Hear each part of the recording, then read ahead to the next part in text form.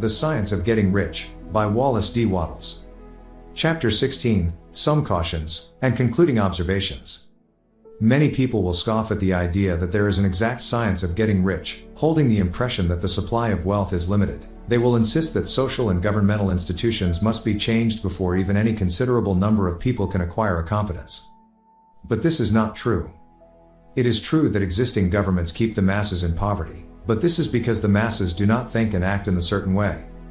If the masses begin to move forward as suggested in this book, neither governments nor industrial systems can check them. All systems must be modified to accommodate the forward movement.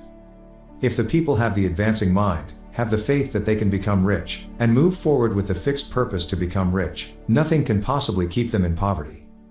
Individuals may enter upon the certain way at any time, and under any government, and make themselves rich, and when any considerable number of individuals do so under any government, they will cause the system to be so modified as to open the way for others. The more men who get rich on the competitive plane, the worse for others. The more who get rich on the creative plane, the better for others. The economic salvation of the masses can only be accomplished by getting a large number of people to practice the scientific methods set down in this book, and become rich.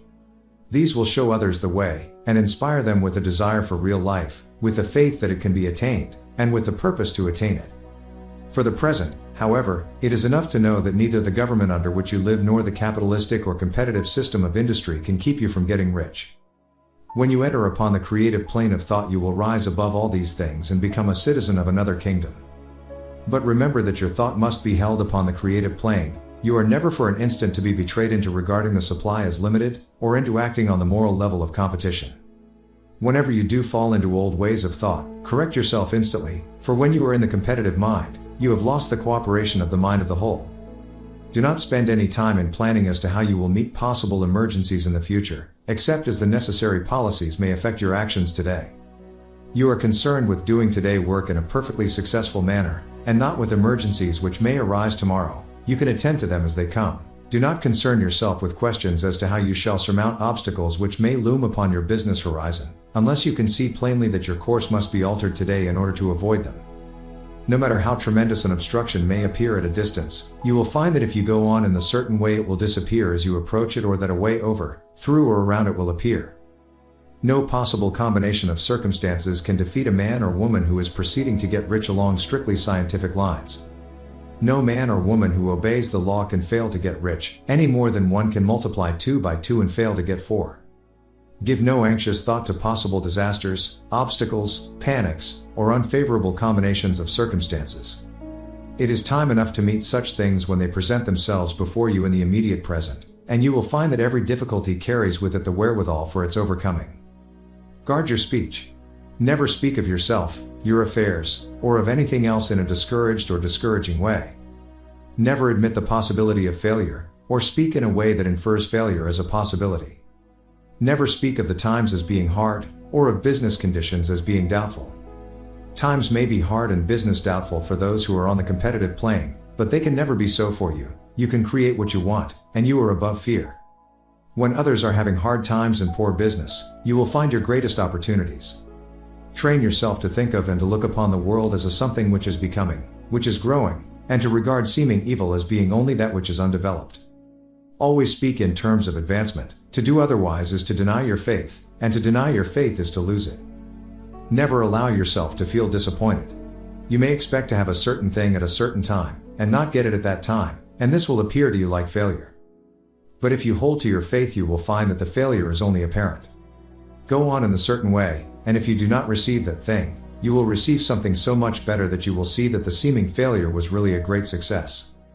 A student of this science had set his mind on making a certain business combination which seemed to him at the time to be very desirable, and he worked for some weeks to bring it about. When the crucial time came, the thing failed in a perfectly inexplicable way. It was as if some unseen influence had been working secretly against him. He was not disappointed. On the contrary, he thanked God that his desire had been overruled, and went steadily on with a grateful mind. In a few weeks an opportunity so much better came his way that he would not have made the first deal on any account, and he saw that a mind which knew more than he knew had prevented him from losing the greater good by entangling himself with the lesser. That is the way every seeming failure will work out for you. If you keep your faith, hold to your purpose, have gratitude, and do every day all that can be done that day, doing each separate act in a successful manner. When you make a failure, it is because you have not asked for enough. Keep on, and a larger thing than you were seeking will certainly come to you. Remember this. You will not fail because you lack the necessary talent to do what you wish to do. If you go on as I have directed, you will develop all the talent that is necessary to the doing of your work. It is not within the scope of this book to deal with the science of cultivating talent, but it is as certain and simple as the process of getting rich. However, do not hesitate or waver for fear that when you come to any certain place you will fail for lack of ability. Keep right on, and when you come to that place, the ability will be furnished to you. The same source of ability which enabled the untaught Lincoln to do the greatest work in government ever accomplished by a single man is open to you. You may draw upon all the mind there is for wisdom to use in meeting the responsibilities which are laid upon you. Go on in full faith. Study this book.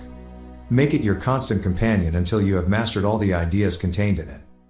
While you are getting firmly established in this faith, you will do well to give up most recreations and pleasure, and to stay away from places where ideas conflicting with these are advanced in lectures or sermons. Do not read pessimistic or conflicting literature, or get into arguments upon the matter. Do very little reading, outside of the writers mentioned in the preface. Spend most of your leisure time in contemplating your vision, and in cultivating gratitude, and in reading this book. It contains all you need to know of the science of getting rich, and you will find all the essentials summed up in the following chapter.